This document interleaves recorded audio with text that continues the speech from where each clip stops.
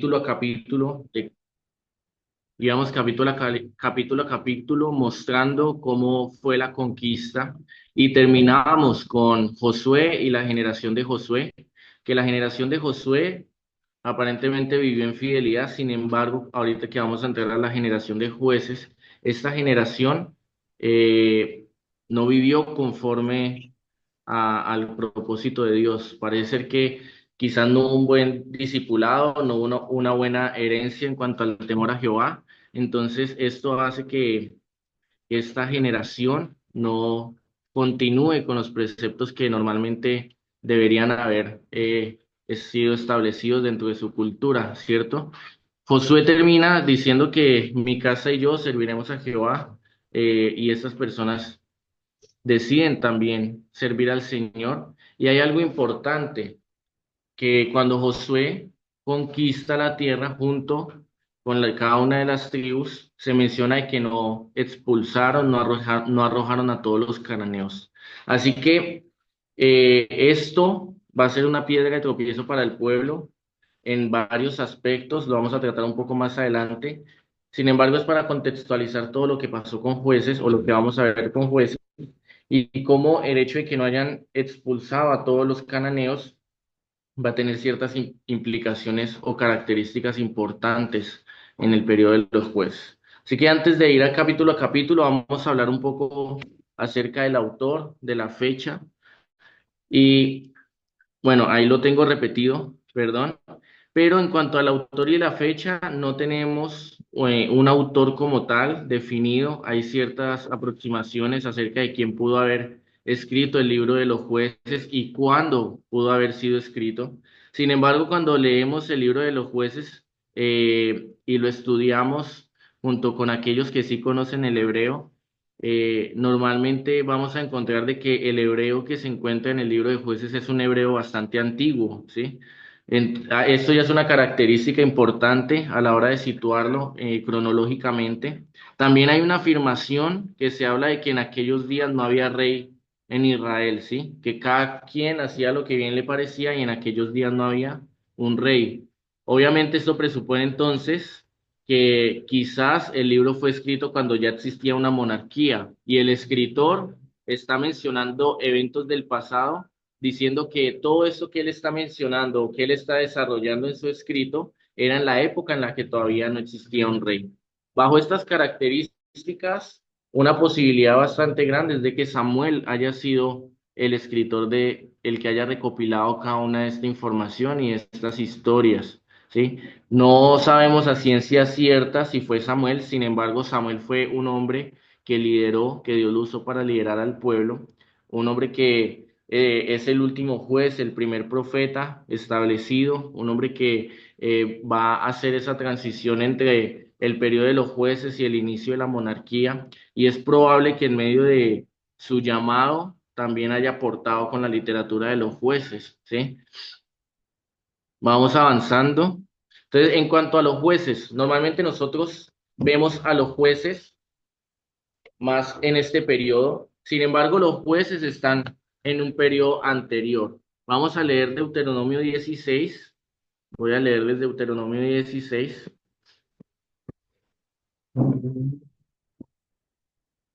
Dice lo siguiente, 16 del 18 al 20. Dice, jueces y oficiales pondrás en todas tus ciudades que Jehová tu Dios te dará en tus tribus. Este es un mandato que Dios le está hablando a Moisés acerca de cuando conquisten la tierra, ¿cierto?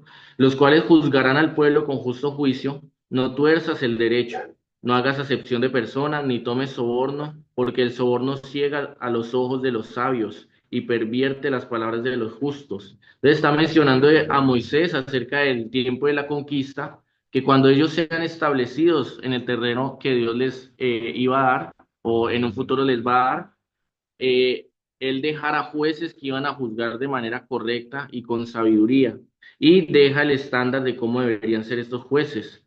Versículo 20, la justicia seguirás para que vivas y heredes la tierra que Jehová tu Dios te da. No plantarás ningún árbol para cera. Bueno, y ahí habla acerca de la idolatría, de que no deberían actuar en esa idolatría.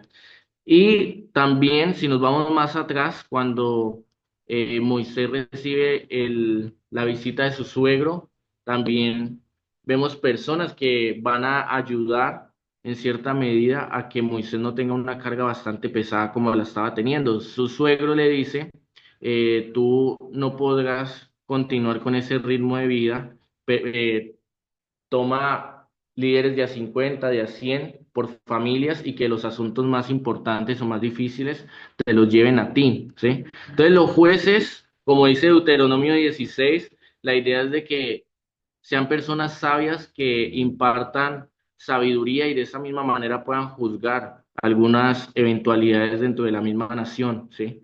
Entonces eso habla Deuteronomio 16, el 17, versículo 8.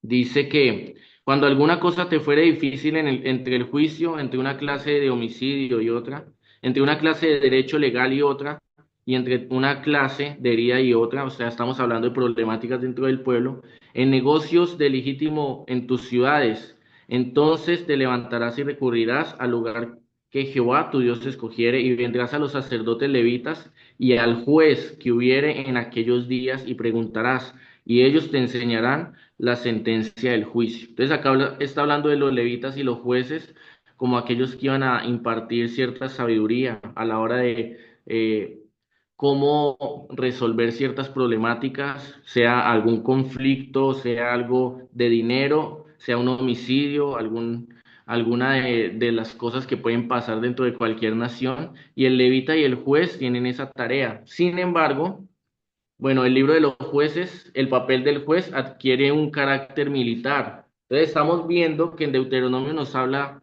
acerca de el juez como una persona que va a impartir sabiduría. Sin embargo, en el libro de los jueces, estos mismos van a efectuar un carácter o un llamado más militar, ¿sí? Van a ser personas que van a liberar al pueblo en batallas específicas y que Dios los levanta para que cumplan ese propósito.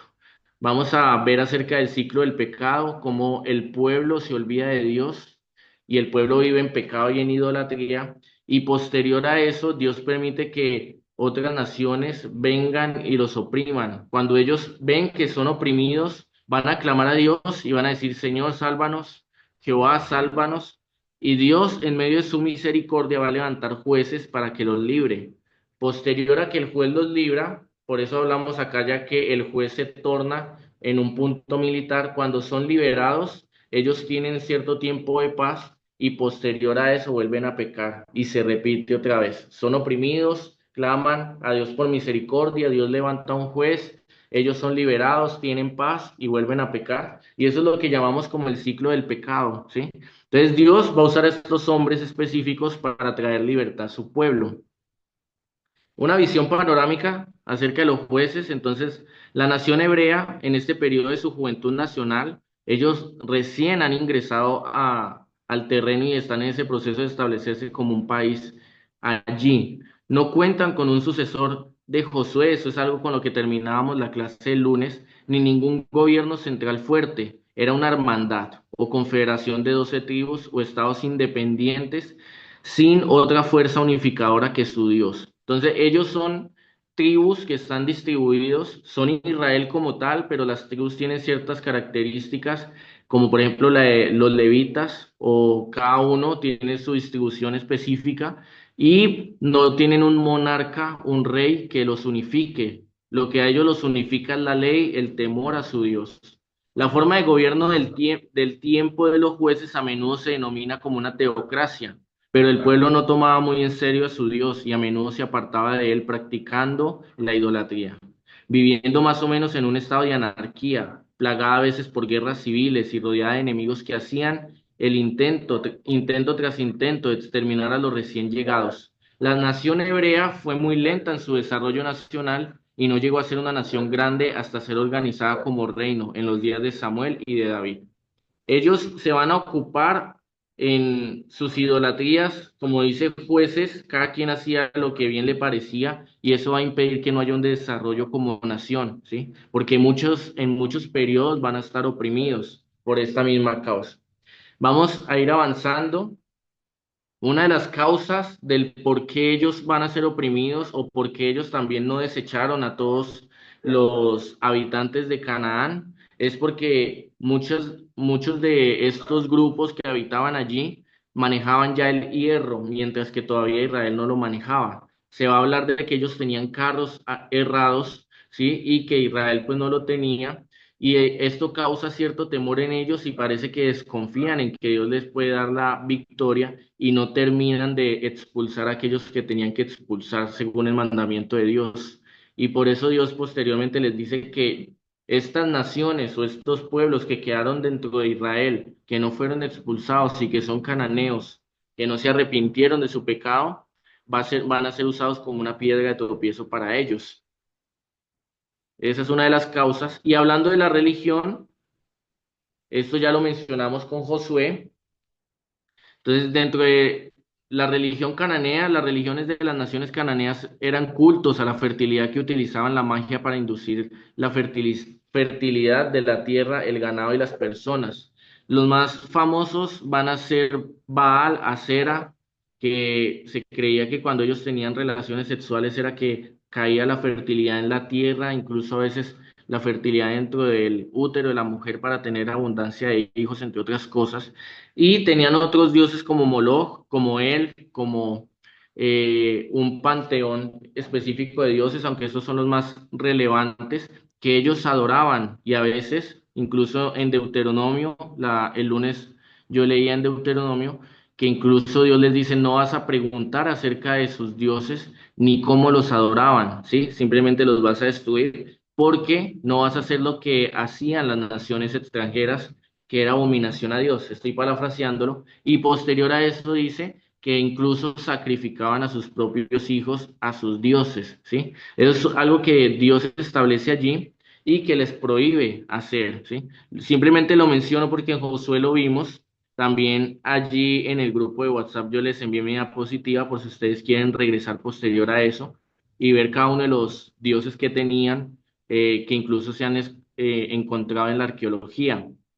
Voy avanzando para entrar en materia. El capítulo uno nos va a hablar acerca de un fracaso. Quiero mostrar toda la diapositiva. Ok. Entonces, el capítulo uno, la apertura del libro se centra en el mandato de conquista como una ventana para el fracaso del pacto. Ahí, el capítulo uno habla sobre guerras de Israel contra los cananeos y cuando inicia el capítulo uno la pregunta está allí de quién va a ir primero a la guerra. Como no tenemos un sucesor de Josué, digamos, Moisés falleció, pero Josué fue el sucesor. Aquí no tenemos un sucesor de Josué, entonces el mismo pueblo consulta a Dios, se pregunta quién va a ir a pelear primero. Sale Judá y Judá sale a pelear contra Adonibesec, el cananeo, y es derrotado. Sin embargo, el versículo 19 dice lo siguiente, dice, y Jehová estaba con Judá, quien arrojó a los de las montañas, y esto es clave, mas no pudo arrojar a los que habitaban en los llanos, los cuales tenían carros errados, que era lo que mencionaba anteriormente. Entonces Judá no cumplió a totalidad con la misión que Dios le había otorgado y no arrojó a todos. Esto es súper clave a la hora de estudiar el libro de los jueces. Luego, aunque atacaron Jerusalén, no la sometieron por completo. 21 del mismo capítulo uno dice más, el Jebuseo que habitaba en Jerusalén no lo arrojaron los hijos de Benjamín, y el Jebuseo habitó con los hijos de Benjamín en Jerusalén hasta hoy. Entonces, Benjamín tampoco los expulsó. Y el mismo capítulo, perdón, nos va a hablar de que Manasés, Efraín, Zabulón, Aser, Neftalí tampoco consiguen la misión de manera completa y ellos se quedan con algunos habitantes de Canaán dentro de su propio territorio y cuando tienen la suficiente fuerza no los expulsa, sino que los someten para que paguen tributo, ¿sí? Sin embargo, esto es peligroso porque el pueblo que es sometido para ser vasallo o para que pague impuestos no siempre va a estar en esa condición y allí se vuelve problemático, ¿sí? Versículo 27 al 36, no lo voy a leer, pero habla de cómo Dan huye hacia la parte del norte porque no consigue conquistar tampoco este terreno, ¿sí? Entonces, estamos viendo de que cada una de las tribus, al parecer, conquistan el terreno cuando ya se encuentran en este lugar, como que se ven cómodos. Algunos ven que los enemigos tienen carros cerrados manejan el hierro y ante eso sienten temor, quizás ya se ven cómodos y prefieren no seguir en la guerra, entonces no expulsan a la totalidad del pueblo cananeo. Aunque tuvieron éxito en la zona montañosa central, fracasaron en gran medida en las tierras bajas donde se enfrentaron a carros cananeos. Vamos con el capítulo 2 y acá nos menciona un poco acerca de las consecuencias, ay, perdón, me pasé, de las consecuencias de no haber arrojado a los cananeos. Capítulo 2 versículo 3 dice, por tanto, yo también digo, no los echaré, acá está hablando Dios, de delante de vosotros, sino que serán azotes para vuestros costados y sus dioses os serán tropezadero. Esto es por causa de la desobediencia, ¿sí? Posterior a eso, se menciona acerca de la muerte de Josué y su generación, y dice el versículo 10 y toda aquella generación, hablando de la de Josué, también fue reunida a sus padres, o sea, falleció, y se levantó después de ellos otra generación que no conocía a Jehová ni la obra que él había hecho por Israel. No sabemos si en realidad no conocían o decidieron no conocer, ¿sí? Dice que no conocían, pero probablemente el recuerdo de cada uno de estos eventos haya sido cercano, ¿sí? Entonces, quizás podemos hablar de un no conocer, como desconozco la historia, o de un conocer, como ya Dios no hace parte de mi vida y decido desconocerlo como parte de mi vida, ¿sí? Se habla de esa generación, pero después se habla de que surge una nueva generación. Versículo 11 dice, después los hijos de Israel hicieron lo malo ante los ojos de Jehová y sirvieron a los Baales. Y esto es clave. ¿Por qué sirven a los Baales? Porque se dejan influenciar por digamos, el remanente de los cananeos que quedaron dentro de sus propias ciudades. Versículo 12, dejaron a Jehová, el Dios de sus padres, ¿sí? Dejaron a Dios que los había sacado de la tierra de Egipto y se fueron tras otros dioses, los dioses de los pueblos que estaban en sus alrededores, a los cuales adoraron y provocaron a ir a Jehová. Y dejaron a Jehová y adoraron a Baal y a Astarot. Entonces acá nos menciona la condición del pueblo en el periodo de los jueces. Cuando Josué muere y su generación, esta nueva generación decide dejar a Dios para adorar una multitud de dioses que ni siquiera hacen parte de su cultura. Entonces lo que están haciendo es adoptando dioses de los cananeos, ¿sí? Después vamos a ver que Dios deja que sus enemigos los opriman y después va a levantar jueces que los liberen y el pueblo sigue en idolatría, ¿sí? Versículo 18 dice, y cuando Jehová les levantaba jueces, Jehová estaba con el juez y los libraba de mano de los enemigos todo el tiempo de aquel juez, porque Jehová era movido a misericordia por sus gemidos a causa de los que los oprimían y afligían. Mas acontecía que al morir el juez, ellos volvían atrás y se corrompían más que sus padres, siguiendo a dioses ajenos para servirles e inclinándose delante de ellos y no se apartaban de sus obras ni de su obstinado camino. Entonces, en algunos momentos Dios permite que otras naciones dentro de los cananeos los opriman, o a veces los moabitas, a veces los filisteos, y muchas veces cuando son oprimidos, pues hace falta el alimento, no tienen la libertad, tienen que pagar tributo o impuestos, entre otras cosas, y el pueblo clama a Dios y dice que Dios es movido a misericordia, entonces levanta un juez para liberarlos. Pero cuando el juez los libera, ellos vuelven, después de un periodo de paz, otra vez a la idolatría aún más profundo que la idolatría que practicaban sus propios padres. Entonces vamos a ver la decadencia en el libro de jueces de manera constante, ¿sí? El capítulo tercero, perdón, el capítulo tercero nos menciona que Dios levanta a los jueces, ¿sí? El pecado del pueblo, versículo 5 dice, y acostumbrada a sentarse bajo la palmera Débora. Entonces acá nos menciona acerca de una mujer llamada Débora que se va a hablar de que esta mujer era profetisa. Y dice, entre Ramá y Betel en el monte de Efraín, y los hijos de Israel subían a ella para buscar ese juicio, ¿sí?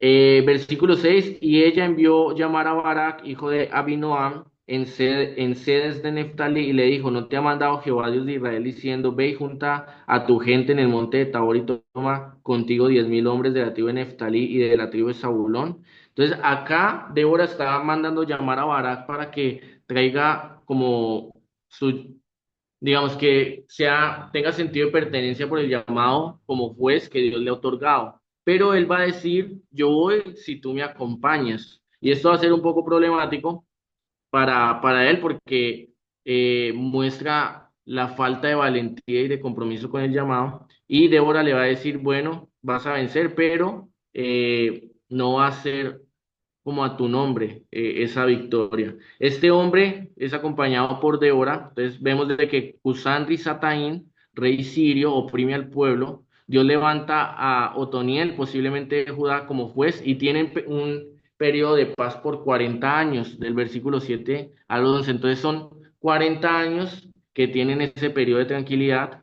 Vuelven a pecar, los oprime Eglón de Moab junto a Amalek y junto a los de Amón por 18 años. Entonces, después de que el mismo Otoniel los libera, que Otoniel hace parte de la familia de Caleb, los libera por 40 años, tienen un periodo de paz y vuelven otra vez a pecar ellos. Son otra vez oprimidos, Dios levanta a Ot, que es de la parte de Benjamín, quien vence y trae paz por 80 años, pero posteriormente van a volver a pecar. Eso es lo que nos narra los siguientes capítulos de Jueces.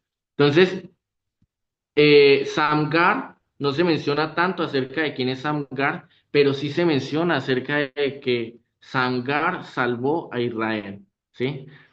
Y acá, si viene Barak y Débora, ahorita me confundí porque estaba en el capítulo 4, perdón, pero ahora sí pasamos al capítulo 4 y 5, que es cuando aparece Barak y Débora, y Débora manda un mensajero para llamar a Barak, y Barak le comenta, ahora sí, ahorita me confundí, perdón, de capítulo, estaba leyendo el 4, pero Barak le menciona a Débora, mira, yo voy si tú me acompañas, y el capítulo mismo nos menciona de que pecan de nuevo el pueblo, ¿sí? Entonces, ahora son oprimidos por Javín, rey de Canaán, y su capitán Sisara por 20 años. Barak le exige a Débora que lo acompañe y allí es cuando le menciona yo te acompaño, pero la victoria no va a ser dada a ti. Y menciona que si Sara en un punto sale huyendo porque Barak está ganando la batalla y va a un lugar que se dice que tenía paz con ese lugar. Sin embargo, entra a la tienda de una mujer y la mujer pone sus manos sobre él y le da leche. Él llega cansado, le pide agua, dame beber, ella le da leche y el hombre cae en un sueño profundo. Ella se acerca, le pone una estaca en la sien y lo clava. Se habla de que el hombre ni siquiera fue consciente, obviamente porque estaba muy profundamente dormido. Y acá se cumple lo que dijo Débora, de que la mujer fue la que terminó asesinando a este valiente. Y para la época, para que un guerrero fuera asesinado por una mujer, eso era de bastante deshonra, porque quienes iban a la guerra, pues obviamente eran los hombres, las mujeres tenían otro papel dentro de la sociedad del cercano oriente, y esta mujer tiene la valentía de asesinar a Sisara y posteriormente sale y le muestra a Barak, mira, acá está quien tú persigues. Y en el capítulo 5 vamos a ver un cántico de Débora y Barak exaltando a Dios y agradeciendo por la victoria que ha sido dada en el pueblo. Capítulo 6 vamos a ver otra persona importante dentro del periodo de los jueces, que se llama Gedeón. El pueblo vuelve a pecar, entonces lo que yo hablaba acerca del como círculo de pecado, sí, como el ciclo del pecado, perdón. Ellos constantemente van a vivir en pecado y incluso cuando terminemos el libro de los jueces nos vamos a dar cuenta que cada vez como que el pecado es más profundo en ellos y vuelven a pecar, los oprime Madián por 7 años y hay un llamamiento a Gedeón. Gedeón es de Manasés y algo importante es que cuando se le aparece este ángel a Gedeón le dice varón esforzado y valiente. Sin embargo, nosotros al entender un poco el contexto, se menciona que Gedeón estaba con el trigo en el lagar, ¿sí? Hay dos, ¿cómo lo digo? Hay como dos maneras en las que ellos tenían ingresos de manera agrícola, por medio del vino y por medio del trigo, ¿sí? Entonces, el pueblo de Israel Tenía tanto el lagar como la era. A la mano izquierda ustedes verán a un animal y a dos personas eh, como sacudiendo el trigo para arriba, porque normalmente en la era donde se limpiaba el trigo. Se lanza hacia arriba y los fuertes vientos se llevan la cáscara y el grano cae al suelo. Sin embargo, Gedeón tiene tanto temor por la opresión de Madián que está no haciendo esto en la altura, que es donde normalmente se hacía, sino lo está haciendo en el lagar. A la mano derecha, más o menos, se puede ver un lagar en el antiguo Israel, y el lagar, a diferencia de la era que quedaba en lo alto, el lagar quedaba en las partes bajas del pueblo, de los pueblos, y era cubierto para que no le cayera ningún mugre al vino y no afectara de esta manera su procedimiento. Entonces, Gedeón está escondido, ¿sí? Sacudiendo el trigo, pero es llamado varón esforzado y valiente. Esto es clave porque en el llamado de Gedeón vamos a ver la soberanía de Dios y cómo Dios les da la victoria en cada una de las batallas, y que más allá de eso, Dios no se limita por nuestras cualidades, y Dios nos puede usar para su voluntad y para su propósito, a pesar de que somos muchas veces cobardes, o que muchas veces podemos tener temores, limitaciones, pero Dios, así como usó a Gedeón, también nos puede usar a nosotros dentro de su propósito y plan. Gedeón decide derribar el altar de Baal que tenía su padre, ¿sí? Y una imagen de acera que había allí. Dios se lo ordena hacer y le ordena presentar una ofrenda para él. Después de que él lo hace en la noche, ahí también se muestra un poquito acerca del carácter de Gedeón, que está todavía como temeroso. Lo hace en la noche y al día siguiente buscan a Gedeón para matarlo, las personas del pueblo, y se encuentran con su padre y le exigen a su padre sacar a su hijo Gedeón. Pero el padre de Gedeón va a decir, bueno, ¿ustedes por qué contienden por Baal si Baal es Dios? Pues que Baal, siendo Dios, pueda defender su propia causa, y el mismo pueblo acepta esa consecuencia, que Baal se encargue, y comienzan a llamar a Gedeón Jerobal, que tiene que ver con que Baal contiende con él, y se van, ¿sí? Sin embargo, como nosotros sabemos que Baal no es Dios, pues no le pasó nada a Gedeón. Posterior a eso, Gedeón va a pedir confirmación para librar al pueblo dos veces, que es lo que pasa con el vellón, que primero llueva alrededor del vellón y después que llueva solamente en el vellón. Y esto ya muestra que Gedeón constantemente va a requerir de esas confirmaciones para hacer la voluntad de Dios. Sin embargo, ay, perdón, me volví. Acá tengo algo de lo que también presentaba en la primera clase con la época de Josué. Esta es Acera o Astarte, sí, es un hallazgo arqueológico que está actualmente en el Museo de Israel, en Jerusalén.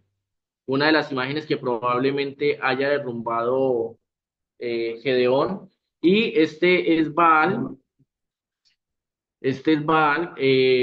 uno de los dioses también de los cananeos, que se menciona allí en el libro de Jueces. Entonces, Gedeón continúa con el llamado que Dios le ha dado, decide aceptar lo que Dios le ha direccionado y vence a Madián. Dios ordena reducir la cantidad del ejército, entonces se habla al principio que son 32.000, y pasa como un tipo de proceso hasta que llegan a ser 300. La razón de esta decisión es la gloria del nombre de Dios. Dios sabe que si el pueblo se va con toda esta cantidad de ejército, va a decir, bueno, nosotros hemos liberado a Israel, pero Dios busca que su nombre sea glorificado, ¿sí? Que el mismo pueblo reconozca que hubo un milagro y que Él es el Jehová, el guerrero que les ha dado la victoria, ¿sí?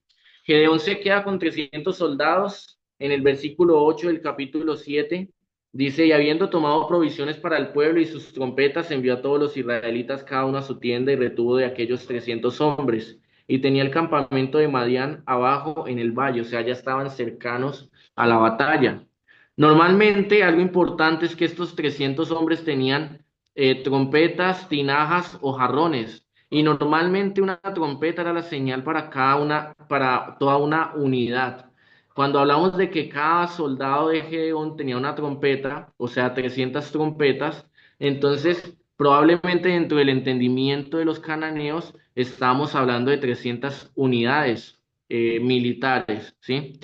A la vez, en el versículo 22 menciona un poquito acerca de eso, sin embargo no lo voy a leer.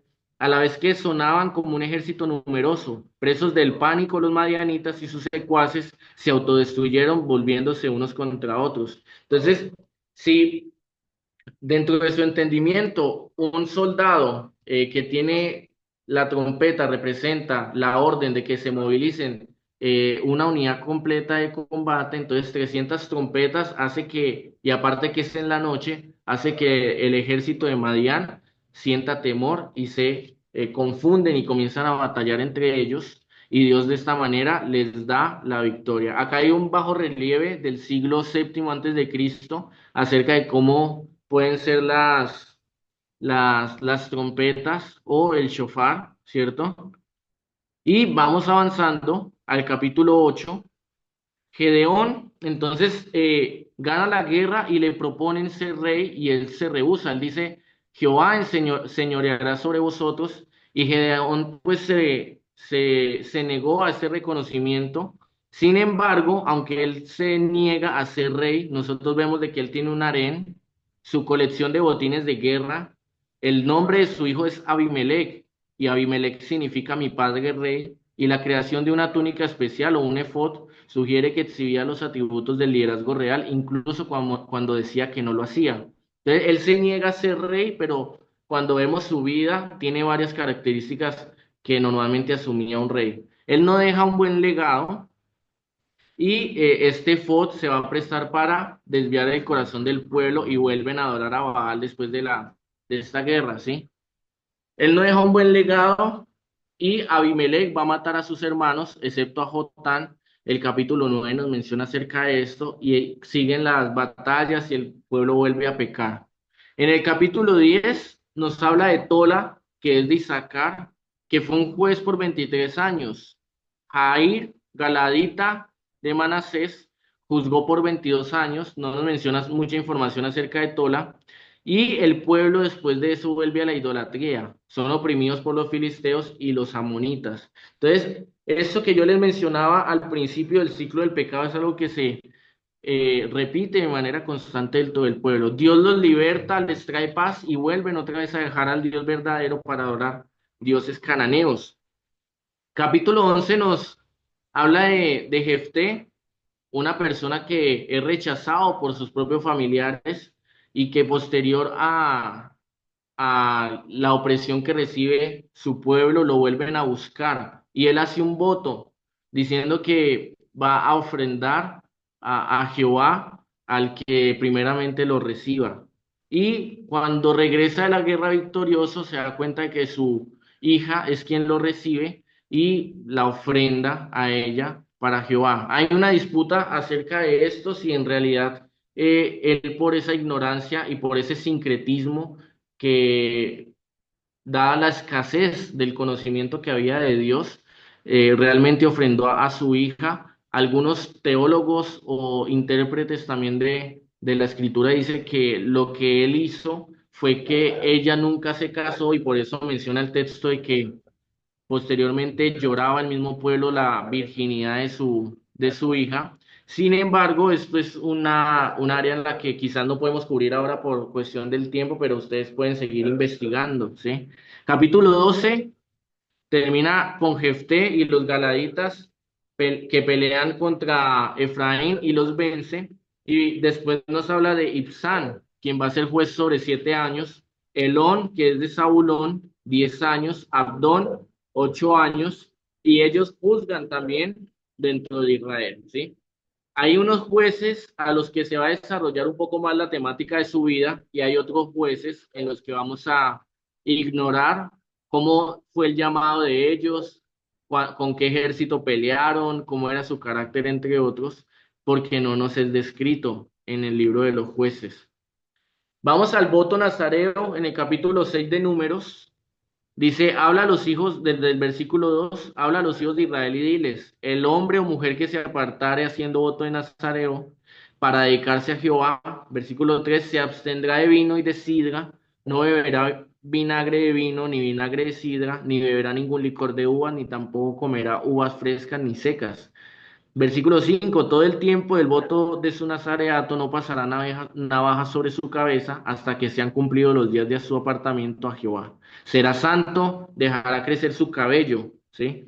Todo el tiempo que se aparte para Jehová no se acercará a persona muerta, ni aun por su padre, ni por su madre, ni por su hermano, ni por su hermana podrá contaminarse cuando mueran, porque la consagración de Dios tiene, tiene sobre su cabeza. Cuando nosotros estudiamos el libro de Levítico, nos menciona acerca de lo impuro y lo puro, hablando ritualmente, ¿sí? No, no de pecados, sino de cómo nosotros nos acercamos, bueno, nosotros no, cómo el pueblo de Israel debía acercarse al tabernáculo de reunión, al tabernáculo donde se ofrecían las ofrendas, sacrificios, entre otras cosas, y se narra con bastante seriedad las normativas que hay en cuanto a la pureza y la impureza. Aquel que hacía el voto de nazareo o nazareato tenía que vivir en ese periodo del voto de una manera pura.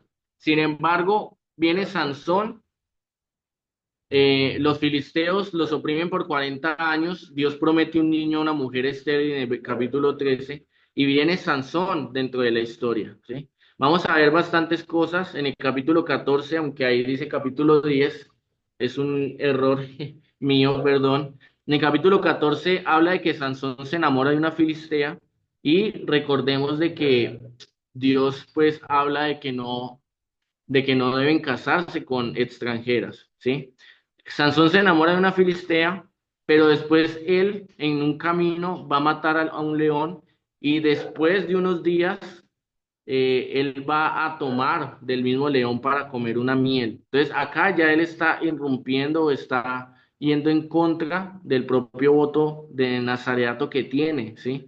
Él tiene una traición acerca de su enamorada va a ser dada a uno de sus amigos y allí él tiene un problema con los filisteos. En el capítulo 15, Sansón derrota a los filisteos y en el capítulo 16 comienza diciendo que Sansón tiene relaciones con una prostituta, ¿sí?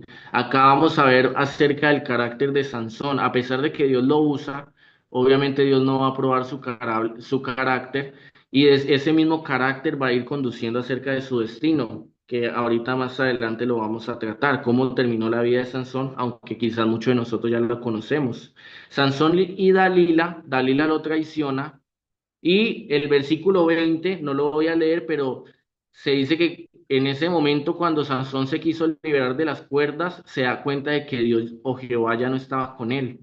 Sansón no era consciente de que su pecado lo había apartado de Dios. Y bueno, sí voy a leerlo, como para que haya el entendimiento. Y le dijo, Sansón, hablando de Dalila, los filisteos sobre ti. Y luego que despertó él de sus sueños, se dijo, esta vez saldré como las otras y me escaparé, pero él no sabía que Jehová ya se había apartado de él. Y esa es una condición que nosotros como cristianos debemos tenerle miedo, que vivamos en nuestra propia vida pecaminosa o a nuestra propia manera de vivir y que en un momento dado nos demos cuenta de que Dios ya no está con nosotros, que nosotros nos hemos apartado, lo hemos dejado a Él, ¿cierto? Eso es lo que pasa con Sansón. Él pierde su fuerza y es capturado por los filisteos, lo llevan ante Dagón, que es el dios de los filisteos, se burlan de él y en un acto último, él pide fuerza a Dios, derrumba ese lugar y mueren filisteos junto con él, ¿sí? Y esa es la tragedia en la que termina la vida de Sansón, sin ojos, siendo humillado, ¿cierto? Siendo despreciado y otros burlándose acerca del que en un momento era el valiente y le tenían miedo. Este es Dagón, el dios, uno de los dioses principales dentro del panteón filisteo, y esto está en el Museo de Berlín. Capítulo 17, ya vamos terminando con jueces. Aparece un hombre llamado Micaía, ¿sí? Es bien interesante esta historia porque se habla de Micaía. Voy a ver si tengo el. Bueno, en los primeros versículos, no tengo el versículo acá como a la mano, pero se habla de que Micaía tenía un dinero de la madre y se lo regresa y la madre con ese dinero lo funde para hacer una cierta vestidura, ¿cierto? Entonces, En esta casa se decide caer en idolatría y posteriormente se encuentra un sacerdote que, claro, si el pueblo ha dejado el tabernáculo, si el pueblo se ha alejado de Dios, entonces obviamente los levitas ya no han tenido trabajo que hacer, ¿sí? No han tenido el sustento. Y el sacerdote mismo está por ahí y en esta casa lo toman como sacerdote, ¿sí? Allí en el versículo 6 nos menciona que cada quien hacía lo que bien le parecía y este mismo sacerdote que es de Dios se ofrece para ser sacerdote de una casa idólatra a cambio de salario. Allá se habla de que le iban a dar pues un dinero, de que iba a ser el sacerdote de esta casa y que le iban a dar el sustento para que se mantuviera. Sin embargo, la condición era que se quedara allí. Y él muestra cierta alegría porque ha encontrado un lugar donde vivir. Entonces, esto es sincretismo. El sacerdote ha negociado su llamado. Él ha negociado por un plato de comida, por un lugar donde vivir, a pesar de que también la situación era precaria. Y el sincretismo básicamente es cuando nosotros mezclamos ideas diferentes y las unimos, ¿sí? Ellos muchas veces van a adorar a Dios en cierta manera, como lo hace Jefté, pero ven a Dios como un Dios más en algunos puntos. Cuando hablemos acerca de los profetas o si estudian los profetas, ustedes van a ver eso, de que, por ejemplo, los asirios o en la parte de Samaria adoran a Dios, pero también adoraban otros dioses. Y el sincretismo es cuando nosotros mezclamos estas creencias. Entonces, se dice que en la casa de Micaía se tenía a este sacerdote de Dios, pero que también se tenían otro tipo de deidades, ¿sí? Eh, Versículo 10 del capítulo 17 dice, entonces Micaía le dijo al sacerdote, quédate en mi casa y serás para mi padre y sacerdote, y yo te daré 10 ciclos de plata por año, o sea, el pago, vestidos, comida, y el levita se quedó. Entonces acá el levita, eso no es sobornado, pero sí decide negociar con su llamado. Capítulo 18, los hombres de Dan buscan un nuevo lugar para habitar. ¿Se acuerda cuando mencionábamos que ellos no conquistaron todo el sector que les correspondía? Entonces ellos van a decidir irse hacia el lado del norte. Ahorita les voy a ubicar un poco más con un mapa.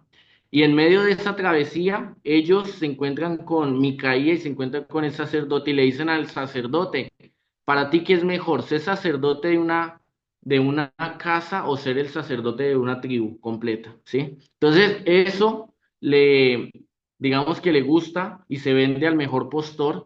Micaía persigue a los de Dan y los de Dan, estando preparados para la batalla, lo amedrentan y Micaía le toca regresarse. Se llevan al sacerdote junto con todas las adquisiciones que él tenía, hablando en cuanto a el tema de idolatría, y los de Dan se van y conquistan Lais, que era un lugar tranquilo. Se hablaba de que era un lugar que no tenía negocios ni problemas con nadie, y se levantan allí una imagen de talla. Los de Dan también deciden idolatrar esta imagen de talla. Si ustedes se dan cuenta en la imagen del lado derecho, al lado de Efraín, cerca de los filisteos, era donde Dan debía vivir. Y en la imagen del lado izquierdo, ustedes van a ver que allí queda Lais, más o menos cerca, arriba de Azor, cerca de Tiro y Sidón, en cierta medida, y era un lugar tranquilo que ellos llegan y deciden conquistarlo, todo por no conquistar la tierra de manera completa que Dios le había dado, y tiene que ver el tema de que en muchos de estos lugares tenían carros errados. Sin embargo, sabemos de que Dios les podía dar la victoria si ellos de manera fidedigna vivían bajo la voluntad del Dios que les daba la tierra prometida, ¿cierto? Capítulo 19. Esta historia es muy triste y por eso yo al principio les hablaba de que íbamos a ver el decaimiento en el periodo de los jueces. Hay un levita que su concubina lo traiciona y su concubina se va hacia la casa de sus padres. El levita se va con su siervo hacia donde su suegro y después de conversaciones y quedarse allí decide salir con su concubina. Llegan a un lugar, sí, esta es una historia bien trágica, llegan a un lugar y ese lugar es parte de las tribus de Israel. Estamos hablando de Benjamín. Y cuando él está allí, llegan unos hombres que quieren acostarse o quieren acosar a este hombre. Y el hombre, el otro hombre que lo invitó a su casa, que invitó a su casa al levita, dice, mire, yo tengo unas hijas que son vírgenes, pero no hagan eso ante el hombre que yo he invitado bajo mi casa. Y hay una problemática allí, y el versículo 30 nos dice, no, todavía no voy a leer el versículo 30. Hay una problemática allí, perdón, y el levita decide sacar a su concubina y se habla de que estas personas de Benjamín tuvieron relaciones con la concubina hasta que rayaba el alba y esta concubina está tirada en el piso. El levita sale, le dice levántate y se da cuenta que esta mujer estaba muerta, ¿sí? Entonces, esto muestra el estándar con el que vivían estos pueblos cuando se alejaban de Dios. Dios en Levítico y en Éxodo deja todas unas leyes y normativas que muestran cómo debían vivir en el estándar de Dios, no codiciar a otra mujer, ¿cierto? No tener dioses ajenos, no mencionar, no robar, no codiciar, entre otras cosas. Pero como estas tribus en este periodo hacían lo que bien les parecía, se alejaron de Dios, ¿sí? Y entonces, cuando esta mujer muere, esta concubina es asesinada, el levita se va y lo que hace es partir en 12 pedazos a la mujer. Sé que es bastante crudo lo que estoy hablando y decide llevarlo a cada una de las tribus. Y en medio de esto viene el pueblo y pregunta, bueno, ¿qué fue lo que ocurrió aquí? ¿Sí? Él narra todo lo que pasa con Benjamín y posterior a esto, en el capítulo 20, vamos a saltar el capítulo 20, se habla de que hay una confrontación a Benjamín por este pecado. Benjamín se le dice, entrega a aquellos hombres que hicieron esto porque nunca había pasado algo como esto dentro de Israel. Y Benjamín dice, no los voy a entregar. Entonces Israel consulta para pelear contra Benjamín y a la primera batalla, la primera o las primeras dos batallas la pierden, pero posterior a eso, después de varias batallas, Israel vence a Benjamín a un punto en el que casi lo desaparecen.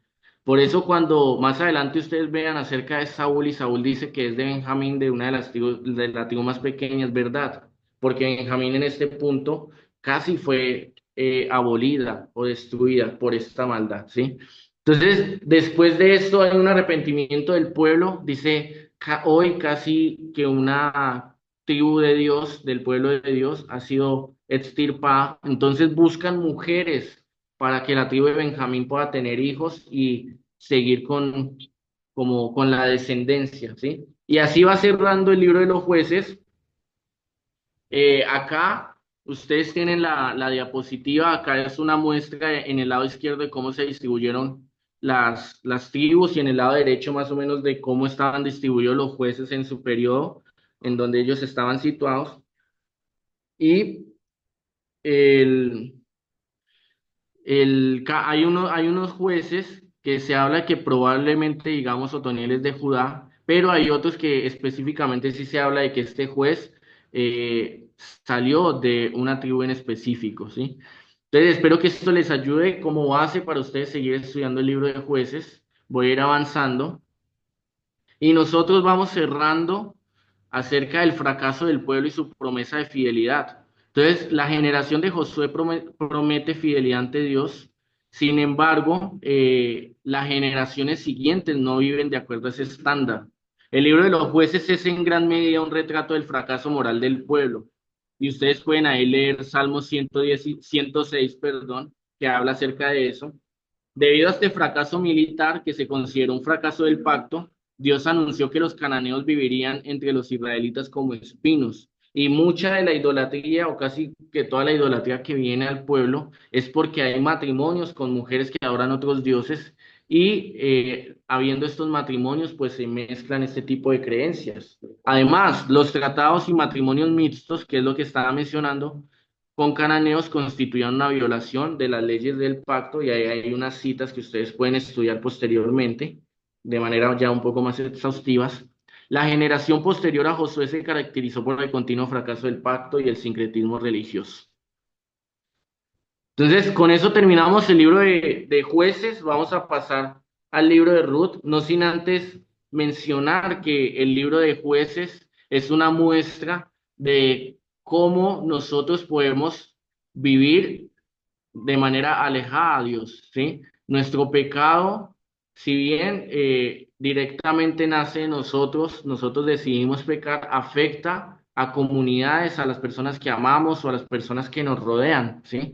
El pecado, normalmente a mí no me gusta tanto decir que caí en pecado o que caímos en pecado, más bien el pecado es un pensamiento, un deseo que hay en el corazón, en la mente y que posteriormente a eso es ejecutado.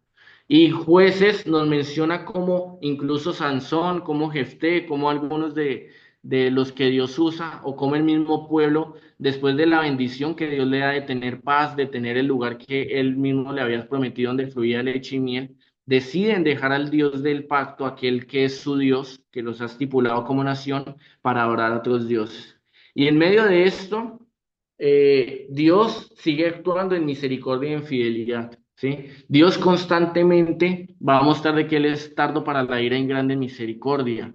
Y Jueces menciona que Dios en varias ocasiones es movido en misericordia por el llanto de su propio pueblo y por eso levanta jueces, ¿sí? Entonces, eso es clave. Nosotros, lastimosamente, si no tenemos una vida de devoción hacia Dios, si nosotros consentimos nuestro pecado, así como el periodo de Jueces, va a haber un decaimiento constante en un punto en el que quizás abrimos las últimas páginas de Jueces y nos encontramos con este tipo de circunstancias que son escandalosas, ¿sí? Y en medio de eso, ahora sí, hay un libro llamado el libro de Ruth. Desconocemos el periodo específico en el que se escribió, sin embargo, podemos tener algunos acercamientos en cuanto al libro de Ruth, perdón. Y uno de ellos es que debido al intento de Moab de seducir a los israelitas al culto de la fertilidad con el consejo de Balaán, no sé si ustedes se acuerdan de Balaán y de Balac, se prohibió a los moabitas participar en la asamblea de Israel, Deuteronomio 23 del 3 al 6. Y en el periodo inicial de los jueces, esto nos ubica un poquito, algunos israelitas fueron vasallos moabitas durante 18 años, ¿sí? Se habla en el libro de Ruth que había escasez y que Noemí junto con su esposo y sus hijos deciden migrar hacia Moab porque la escasez que había en el pueblo de Israel era bastante profunda, ¿sí? Y allá los hijos de Noemí se casan junto con Orfa y con Ruth. Entonces, quizás esto puede ser una luz de más o menos dónde está ubicado el libro de Ruth, ¿sí? Habría sido una señal de desesperación que una familia israelita se mudara a Moab, ¿sí? Porque anterior a eso, en Deuteronomio 23, Dios había prohibido a los moabitas dentro de la asamblea de Dios, porque ellos fueron los que buscaron a Balaam para que fuera piedra de tropiezo sobre Israel. Capítulo 1. Vamos al capítulo 1 y nos damos cuenta de que Noemí, al viajar junto con sus hijos y con su esposo, ellos se casan y todos los hombres de esta familia mueren. Y esto es algo bastante difícil para una mujer de la época, porque quien traía el sostén de la casa, quien hacía este tipo de trabajos pesados, porque casi todos los trabajos que había en esta época tenía que ver con campo, con cierto esfuerzo físico y las mujeres se encargaban del hogar. Esta mujer pierde a su esposo, entonces no puede tener hijos, y pierde a sus hijos, entonces no tiene descendencia, ¿sí? Y en eso ella decide regresar a su pueblo, porque se menciona que ya en su tierra vuelve otra vez la mano de Dios y hay otra vez abundancia de pan, de comida. Y en eso Orfa, que es una de las nueras, decide regresar a su familia y a sus dioses, y ella le dice a Ruth, regresa, como lo hizo tu cuñada, tu concuñada Orfa, y Ruth decide quedarse con Noemí y servir a Jehová diciendo, tu tierra será mi tierra, tu Dios será mi Dios, y vemos un paralelo con Rahab. Dios no es que desprecie al extranjero, Dios lo que desprecia es al extranjero que adora a otros dioses, pero estas extranjeras, tanto Rahab siendo cananea como Ruth siendo moabita, van a ser parte de genealogías claves e importantes, ¿sí? Voy a terminar el capítulo 4 con eso, pero Ruth es honrada de parte de Dios, que incluso hoy en día estudiamos un libro en la Biblia con su nombre, siendo moabita porque decidió dejar su pasado para adorar al Dios verdadero. Y ella actúa en esa fidelidad. Acá hay una posición geográfica de dónde estaba la meseta moabita, más o menos donde podía haber estado ubicada Ruth junto con su suegra, y Belén, que es el lugar de donde van a regresar. Ellas hacen ese camino. Acá están los campos fértiles de Moab, que muestran eso mismo, el verde y cómo podían ser buenos para sembrar y para los animales. Y ellas deciden regresar al pueblo de donde es Noemí. Y en eso, Ruth va a recoger, a espigar en un campo y conoce a Booz.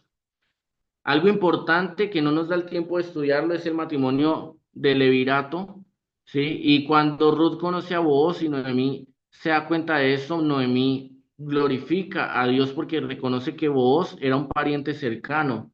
¿Y qué implicaba esto?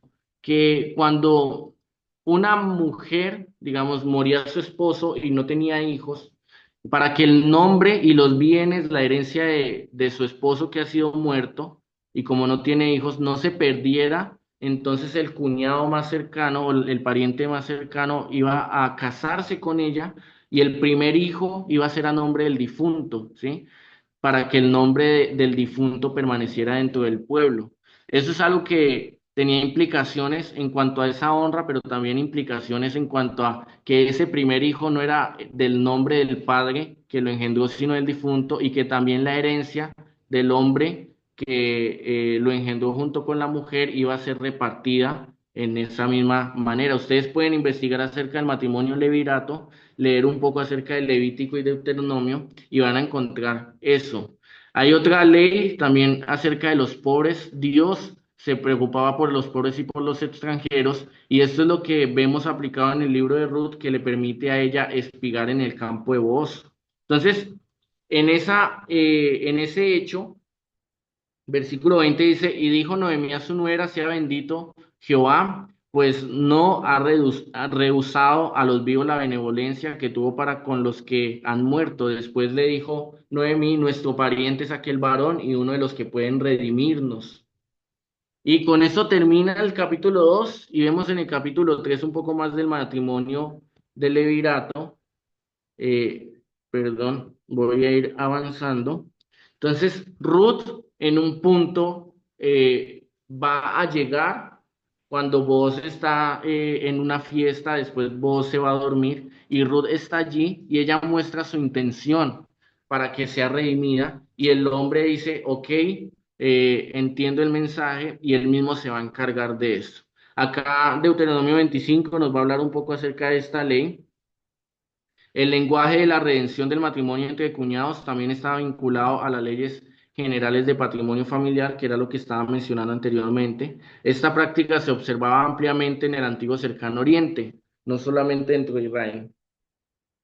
Entonces, vos acepta acerca de la redención, sin embargo, vos dice, ok, yo lo quiero hacer, pero hay un familiar que es aún más cercano y él es el primero que tiene la posibilidad de redimir. Entonces, vos va a ir ante este hombre, Noemí le dice a Ruth, tú no te preocupes que vos va a solucionar ese tema y vos va a ir ante ese hombre. eh, Voy acá a avanzar un poquito y le va a decir, mira, Noemí ha regresado y ella necesita ser redimida. Lo estoy parafraseando para hacer el resumen. Necesita ser redimida y también necesita que las tierras del difunto sean redimidas. Cuando esto lo escucha el hombre, el pariente más cercano, dice, ok, yo lo voy a hacer. Sin embargo, vos le dice, pero también te tienes que casar con Ruth. Y la respuesta de este hombre va a ser, no, eso va a ser como un problema para mi herencia. Entonces, acá él se quita el calzado, ¿sí? Esto era una vergüenza ante el pueblo. Deuteronomio nos menciona que aquel que se rehúsa a redimir al pariente cercano se va a quitar el calzado como una muestra del trato que se hace. Y en las imágenes que ustedes ven en la mitad son las puertas de la ciudad y allí normalmente se usaban como juzgado. Entonces vos y este pariente cercano están delante de más ancianos y vos dice, ustedes son conscientes de que él me ha transferido la posibilidad de redimir a Ruth, ¿sí? Entonces voy a leer, el pariente más cercano rechaza redimir a Ruth en la puerta de la ciudad. Booz, posterior a eso, dado que el pariente más cercano lo rechazó, ahora Booz se puede casar con Ruth y efectivamente se casan.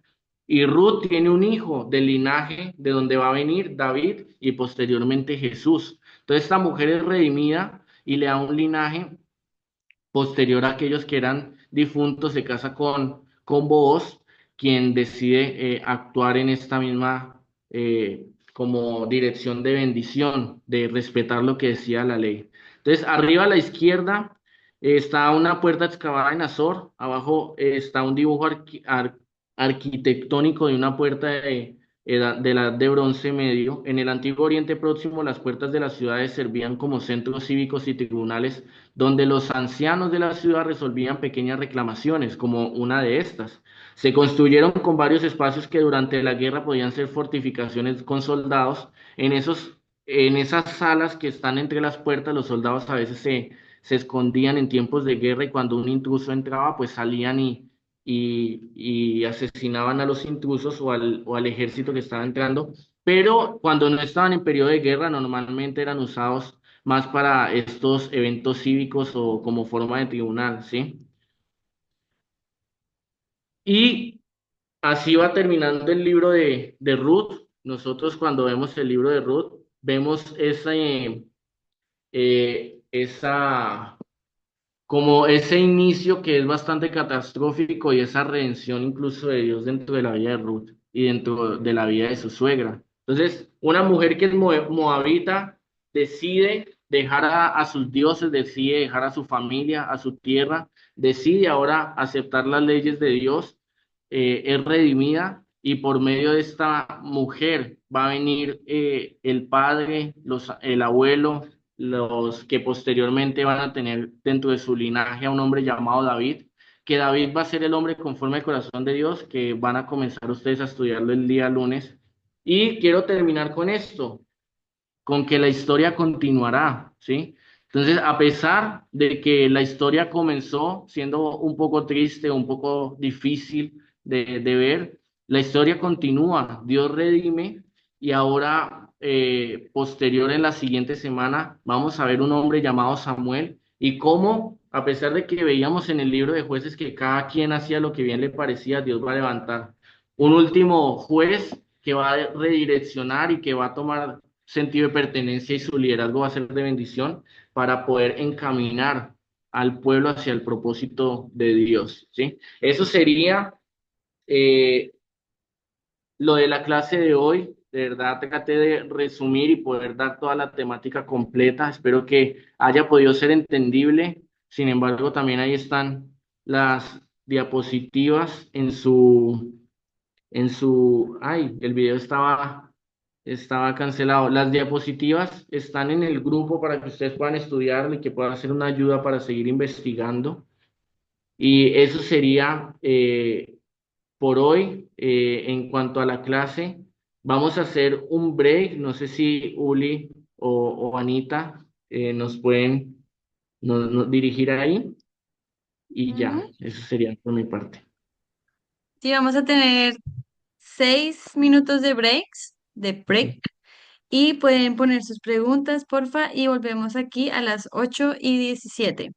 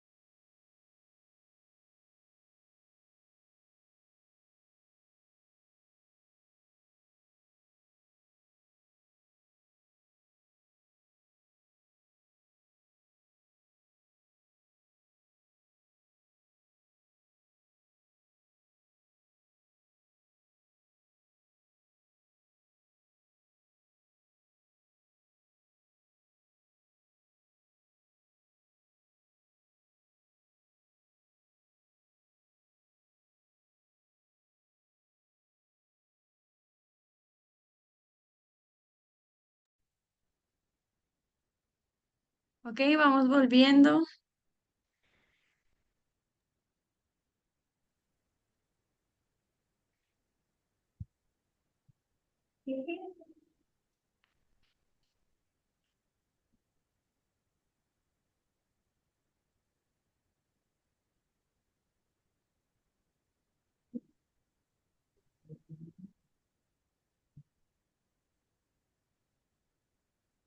Ok, entonces no tenemos ninguna pregunta en el chat ni en el drive, entonces creemos que nadie tiene preguntas. Igual no sé si alguien tiene una pregunta que le gustaría hacer ahorita mismo o puede levantar la mano. Estoy viendo, al parecer no.